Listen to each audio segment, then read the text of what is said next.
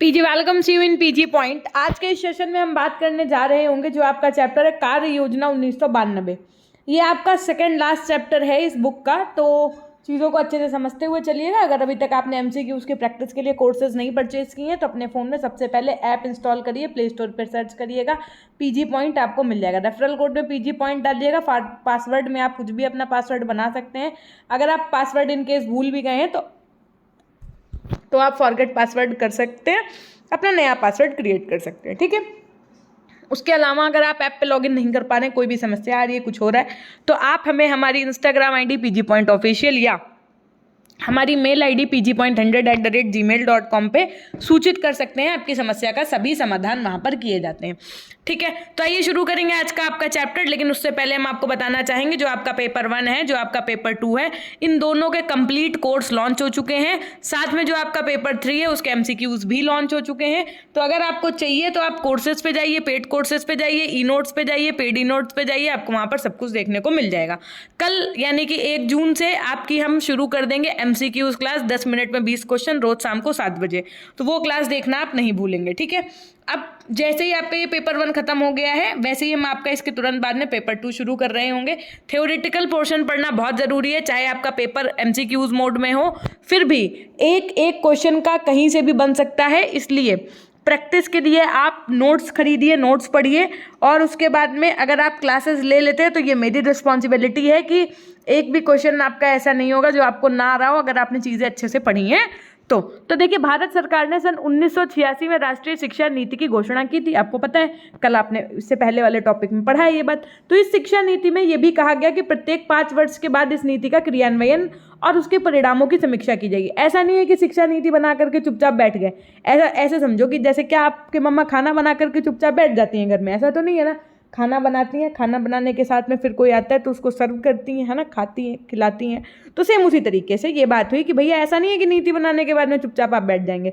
इस शिक्षा नीति में ये भी कहा गया कि हर 5 साल के बाद में ये चेक करो कि ये कितनी ज़्यादा मतलब एक तरीके से कार्य की या नहीं की, जो लक्ष्य थे हमारे वो प्राप्त हो रहे हैं कि नहीं हो रहे, या फिर ऑन पेपर ही सारी चीज़ें हैं, ऑन ग्राउंड लेवल पे कुछ हो ही नहीं रहा है। तो इसके तहत उसके परिणामों की भी समीक्षा की जाएगी कि आखिर उसका रिजल्ट क्या रहा है। इसी क्रम में राष्ट्रीय शिक्षा नीति 1986 की समीक्षा करने के लिए सरकार ने 7 मई 1990 को श्री राम मूर्ति की अध्यक्षता में एक समिति का गठन किया। समझिएगा बात को, कब?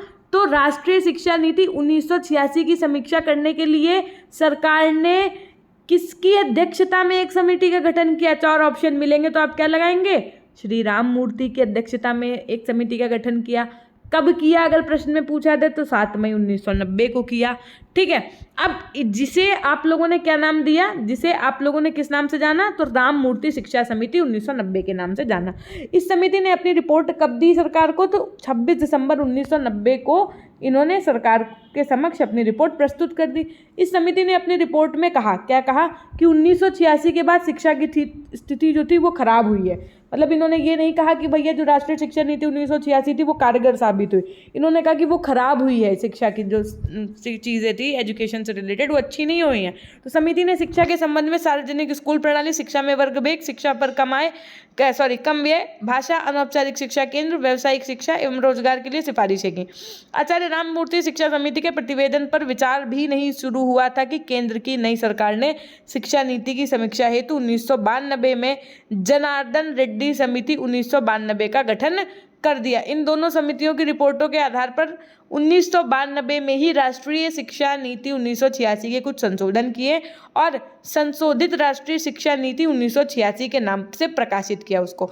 यानी कि आपकी कौन कौन सी दोनों समिति, राममूर्ति शिक्षा समिति की जो भी चीज़ें थी वो, और जनार्दन रेड्डी समिति 1992 से संबंधित जो भी चीज़ें थी वो, इन दोनों के बेसिस पर जो आपकी राष्ट्रीय शिक्षा नीति 1986 थी इसका संशोधित रूप प्रकाशित किया गया। सरकार ने कार्य योजना में भी उसके कुछ परिवर्तन किए। आपने पिछले वर्क प्लान में 24 भाग पढ़े थे, हमने आपको पढ़ाए थे। ठीक है, तो उसके वर्क प्लान में इसमें कुछ परिवर्तन किया गया, और उसका जो क्या वर्क प्लान में चेंजमेंट्स किया गया, क्या किया गया, वो आइए अब हम आपको बताते हैं। तो राष्ट्रीय शिक्षा नीति 1986 का जो संशोधित रूप है वो आपको पढ़ना है। तो सभी खंड तो हम आपको पढ़ाएंगे नहीं, क्योंकि आप 12 खंड पहले भी पढ़ चुके हो, 24 जो उसके वर्क प्लान के भाग थे वो भी आप पढ़ चुके हो इससे पहले वाली क्लास में। तो आज हम आपको क्या पढ़ाएंगे, जिन जिन खंड में यानी कि जिन जिन पार्ट में चेंजमेंट्स हुए हैं सिर्फ वो भाग पढ़ाएंगे आपको, ठीक है। तो खंड 3 में राष्ट्रीय शिक्षा प्रणाली वाला जो था, इसमें संशोधन पूरे देश में कहा गया कि +2 को स्कूली शिक्षा का अंग बनाया जाए। खंड 4 जो था समानता के लिए, उसमें कहा गया कि समग्र साक्षरता अभियान पर अधिक जोर दिया जाए। राष्ट्रीय साक्षरता जो मिशन है उसको निर्धनता निवारण, राष्ट्रीय एकता, पर्यावरण संरक्षण, छोटा परिवार, नारी समानता को प्रोत्साहन, साथ में प्राथमिक शिक्षा के सार्वभौमिकरण और प्राथमिक स्वास्थ्य परिचर्या से जोड़ने की बात कही गई। व्यवसाय, स्वरोजगार केंद्रित तथा आवश्यकता व रुचि पर आधारित व्यावसायिक व कौशल प्रशिक्षण कार्यक्रमों पर भी जोर दिया जाएगा, ऐसा कहा गया। नए साक्षरों के लिए साक्षरता के उपरांत सतत शिक्षा का कार्यक्रम भी उपलब्ध कराए जाएंगे, ये बात कही गई। खंड 5 में जो चेंजमेंट्स हुए उसमें क्या कहा गया, उसमें कहा गया ऑपरेशन ब्लैक बोर्ड के अंतर्गत प्रत्येक प्राथमिक विद्यालयों में 3 कमरों तथा 3 अध्यापकों की व्यवस्था की जाए। इससे पहले 2 कमरे और 2 अध्यापक की बात कही गई थी, जिसमें से एक फीमेल टीचर हो, ये बात कही गई थी जब आपकी राष्ट्रीय शिक्षा नीति 1986 आई थी तब। संशोधित वाली में क्या कहा गया कि 3 कमरे होने चाहिए और 3 अध्यापकों की व्यवस्था होनी चाहिए, और कहा गया कि भविष्य में 50% महिला अध्यापिकाओं की नियुक्ति हो, यानी कि फ्यूचर में 50% फीमेल टीचर्स हों प्राथमिक के लिए, ये कहा गया। उच्च प्राथमिक स्तर पर भी ब्लैक बोर्ड योजना को लागू किया जाए, है ना। और कहा गया कि सन 2000 तक अनिवार्य एवं निःशुल्क शिक्षा के लक्ष्य को प्राप्त करने के लिए राष्ट्रीय मिशन चलाया जाए। क्या मैम ये प्राप्त हुआ है? हमने कहा आज भी नहीं। माध्यमिक शिक्षा में बालिकाओं, अनुसूचित जाति व जनजाति के बच्चों के प्रवेश पर जोर दिया जाएगा तथा मुक्त शिक्षा प्रणाली को सुदृढ़ किया जाएगा। मूल्यांकन में सुधार हेतु राष्ट्रीय मूल्यांकन संगठन का निर्माण किया जाएगा। जो आपका खंड 6 था, तकनीकी तथा प्रबंध से जो संबंधित था, इसके अंतर्गत भी कुछ बदलाव किए गए। खंड 8 में भी बदलाव किए गए। इसके अंतर्गत जनसंख्या शिक्षा पर जोर दिया गया और परीक्षा संस्थाओं के दिशा निर्देश के रूप में भी राष्ट्रीय परीक्षा सुधार प्रारूप तैयार किया जाएगा। खंड 10 में क्या था, पहले 4% था, अब क्या था, संशोधन राष्ट्रीय शिक्षा पर राष्ट्रीय आय 6% से अधिक व्यय करेगा। मतलब 4% तो ऑन ग्राउंड पे खर्च हो ही रहा था, लेकिन कहा गया कि 6% से ज़्यादा खर्च करना चाहिए।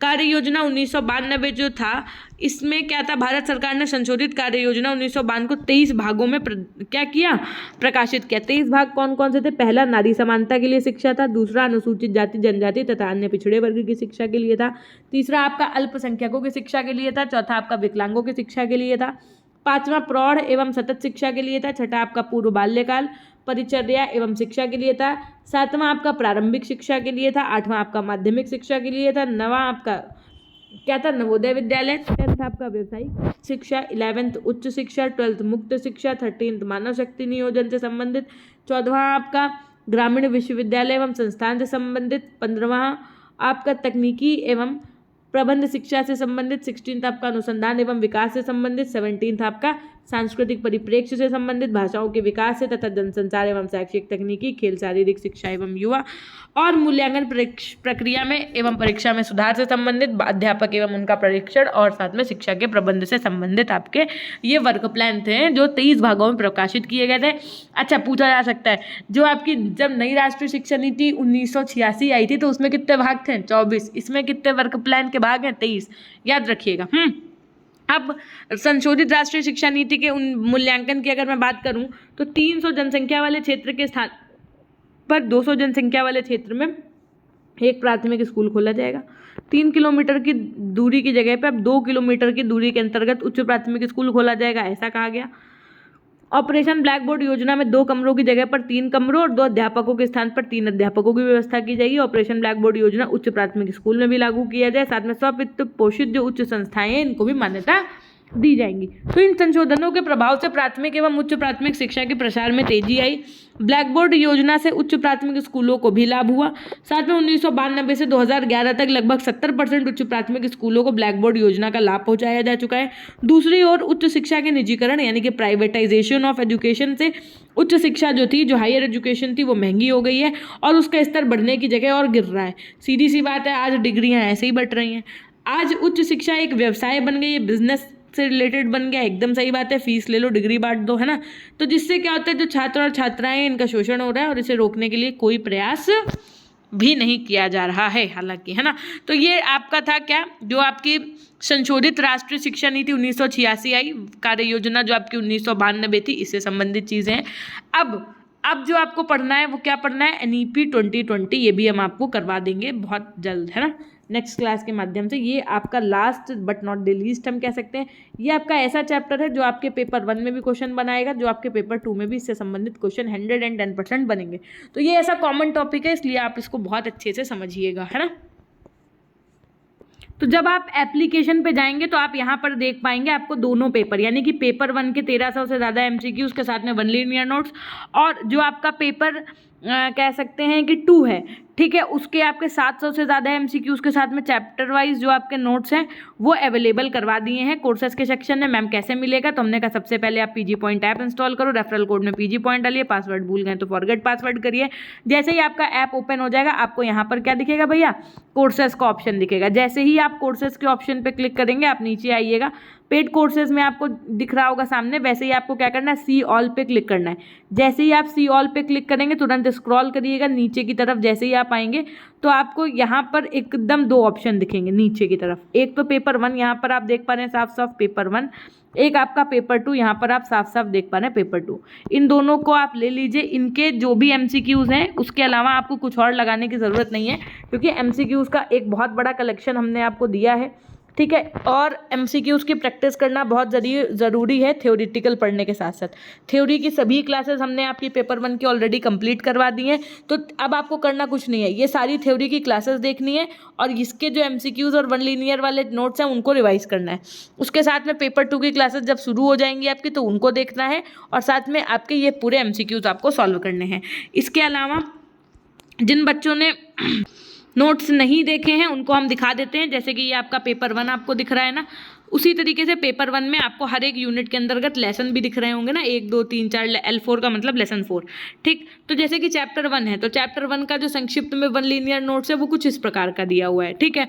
उसके अलावा इसी तरीके से आपका आप देख पाओगे चैप्टर 2 का नोट्स इस प्रकार से दिया गया है ना।